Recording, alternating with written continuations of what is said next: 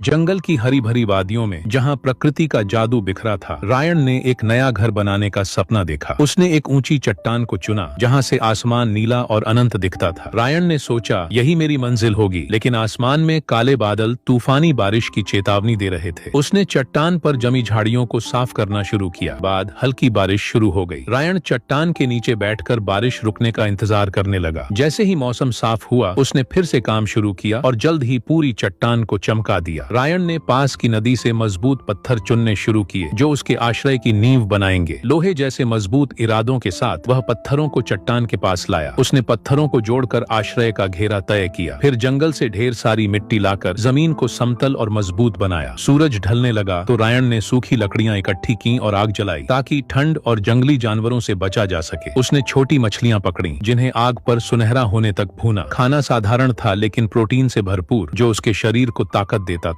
भोजन के बाद नींद ने आंखों को भारी किया और रायन ने रात जंगल में बिताने का फैसला किया। अगली सुबह रायन फिर से काम में जुट गया। उसने पत्थरों को ऊंचा जोड़कर दीवारें खड़ी की और दरवाजे के लिए जगह छोड़ी। जंगल से मोटी लकड़ियां लाकर उस एक लकड़ी में जोड़ बनाया, दूसरी में खांचा और दोनों को फिट कर दरवाजे का फ्रेम बनाया। फिर पत्थरों से दीवारें और मजबूत की। जंगल से और लकड़ियां लाकर उसने छत पर कट लगाकर उन्हें जोड़ा। बीच में 8 सेंटीमीटर की लोहे की कील ठोकी ताकि छत मजबूत हो। उसने सड़क किनारे मिली एक वाटरप्रूफ चादर छत पर बिछाई और कीलों से ठोक दी ताकि बारिश अंदर न आए। बची चादर को काटकर अलग रखा। एक परत काफी नहीं थी, इसलिए रायन ने छत पर पत्थर भी रखे जिससे आश्रय रहने लायक हो गया। रायन ने बिस्तर बनाने की तैयारी शुरू की। अंदर पत्थरों से जगह बनाई, मिट्टी समतल की और सोने की जगह तैयार की। मोटी लकड़ियों को काटकर चिकनी पट्टियां बनाई और उन्हें जोड़कर बिस्तर का ढांचा तैयार किया। जमीन पर पत्थर बिछाए ताकि नमी न आए। बीच की खाली जगह में कंकड़ डाले। तापमान का ध्यान रखते हुए उसने एक फायरप्लेस बनाया और धुएं के लिए चिमनी तैयार की जो छत तक जाती थी। दरवाजे के सामने पत्थर बिछाए ताकि बारिश में फिसलन न हो। रायन का दरवाजा इतना मजबूत था कि वह आसानी से खुलता बंद होता था। एक दिन जंगल में लकड़ी काटते वक्त उसने एक पेड़ के अंदर से आवाज सुनी। काटने पर 2 मधुमक्खियों के छत्ते निकले। अंदर का शुद्ध शहद किसी शाही दावत से कम नहीं था। जैसे जैसे अंधेरा बढ़ा, रायन ने फायरप्लेस जलाया। चिमनी से धुआं अच्छे से बाहर निकल रहा था। उसने मोमबत्तियां जलाकर अंदर बाहर रोशनी की ताकि जंगली जानवर न आए। भूख ज्यादा नहीं थी तो उसने कुछ मछलियां भूनी और जंगल की खूबसूरती को निहारते हुए खाना खाया। भोजन के बाद उसने दरवाजा बंद किया, सोने का बैग बिछाया और प्रकृति की गोद में चैन की नींद सो गया।